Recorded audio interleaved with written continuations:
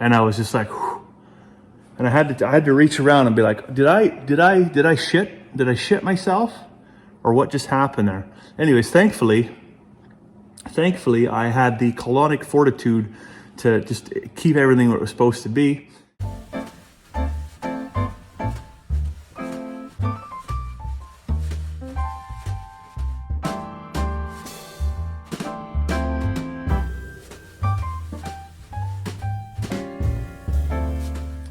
Well, good afternoon, folks, and welcome back to the farm. I don't even know what to say about this. I am not impressed. Although I knew it was coming yesterday. I did I call it the flight of the bumblebee, but it certainly wasn't a very quick flight, because I think it was about 9:30 or 10 o'clock at night by the time I made it into the house, after having made an honest attempt to pick everything up, knowing full well that there's probably about 75% that I overlooked and is still sitting there and is now buried underneath 2 to 3 inches of snow. Like I said, not my jam at all. I was born on a very sunny day in August, and I just don't appreciate it. But nevertheless, here it is for the next 6 months, probably thereabouts. I just got to deal with it. I got some hungry critters on the far side of the farm that they're just dealing with it right now too. So I'm going to fetch them up a couple buckets of grain, try and make it a little bit nicer for them. And there's probably, the chickens didn't even come out today. They're just like, nah, I don't think so. We're just not even going to bother today. So I'll fetch them some grain too. Try and make their life a little easier as well. Hey there, sheepy sheeps. Yeah, I'm not digging this either. Let's see about a grain treat for you. Oh.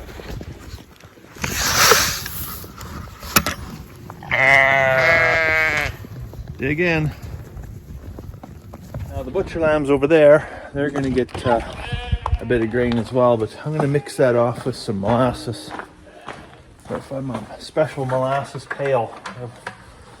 Gotta have a special pail for molasses, because it's absolutely ruined after you use it for that. It's kind of greasy in there. Put probably about a third of a bucket, not quite, maybe a quarter of a bucket of molasses in. Then we'll put the grain in, then we'll put some more molasses in. And you can see that swells it up quite a bit. Makes for a full belly. So the sheep are all fed. I give a full pail of grain to the breeding ewes, half a pail of grain to the market lambs, plus a square hay bale. Square hay bales are in demand right now, but they got about, I'm going to give them probably 10 days. Not because they're not ready for finishing, but just because my schedule doesn't allow to get them off to the butcher yet. So I'm going to have to give them some square bales for a day or two. And then I gotta run and feed the chickens. But the grain store is getting a little low. I got one side is completely empty, and this side is down to about a quarter. So I better phone my buddy Robin over at Bloom Enterprises, aka the Millionaire Farmer. If you haven't checked out his channel, recommend you do. You can see the whole process, right from start to finish, right from seeding the grain to rolling the grain to selling it to the customers. But anyways, I gotta get over there because I need some chicken feed, I need some sheep feed, I need some sunflower seed, and I need some molasses. So she's going to be a Costco trip over to Bloom's here. Maybe next weekend, I think, when I get finished up.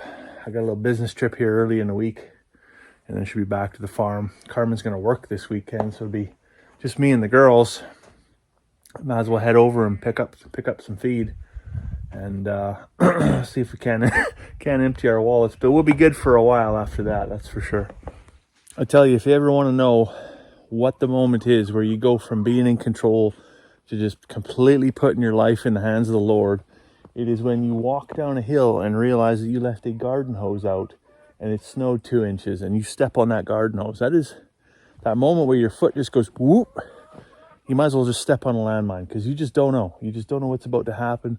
I'm either going to fracture my pelvis or I'm going to completely recover and just look like Bambi. But thankfully I just had the Bambi moment, and nobody's going to have to put me in a home or a wheelchair or whatever for the rest of my life. But there's a garden hose apparently underneath the snow here, And yeah, there's nothing slippier than the garden hose under 2 inches of snow on a hillside on a Sunday afternoon. Whew, get the old heart rate down. Anyway, speaking of a elevated heart rate, there's quite a few moments on the farm that just don't make it to camera, just because either it's not appropriate or your hands are full or you're just, anyways, it just doesn't happen. But it would make absolute TV gold. And one such moment happened earlier today that really got the heart racing. So we were in church this morning. Actually, the kids had kids choir or whatever. They sang all their songs to the baby Jesus there this morning. It was quite good. But father-in-law come along too, and he forgot to turn his ringer off on his cell phone, and it's a duck. It quacks. So anyways, we're sitting there, the kids are all singing, and all of a sudden, whack, whack, whack, whack, and everybody looks at Clayton. And anyways, he looks at his phone, he looks up, he looks down, and he just bolts out of the church. Like, oh, I wonder what that's about. Gotta be careful, I don't want to step on that garden hose again. Anyways, the girls and their dad, they all got this group chat going on. I'm glad I'm not part of it, because the thing would go off 500 times in a day.